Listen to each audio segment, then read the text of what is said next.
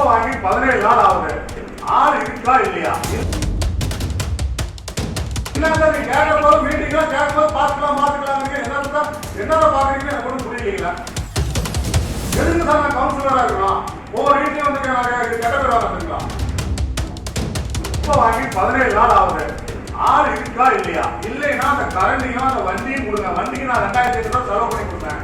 அந்த வண்டியும் எதுவும் கொடுங்க. நானே ஆள் வச்சு எடுத்துக்கிறேன். நான் குப்பை போட்டா இடமும் கொடுத்தேன். ஏன் ஆள் பண்ண மாட்டேங்கிறீங்க? கேட்டா என்ன பேசி இந்தாண்ட அந்தாண்ட வார்டுக்கு மாற்றி விட்டீங்க, இந்தாண்ட வார்டு மாற்றி ஏன் உங்களோட வார்டுக்கு போட்ட ஆளை ஏன் மற்ற வார்டுக்கு மாற்றி விடுறீங்க? எதுக்கு சார் மாற்றி விடுறீங்க? மீட்டிங்லாம் கேட்கும்போது பார்த்துக்கலாம் என்னடா பாக்குறீங்கன்னு எனக்கு ஒன்றும் புரியலீங்களா? அவர் சொன்ன மாதிரி நான் ராஜினாமா எழுதி கொடுத்தலாம் சார். எதுக்கு சார் நான் கவுன்சிலரா இருக்கணும்?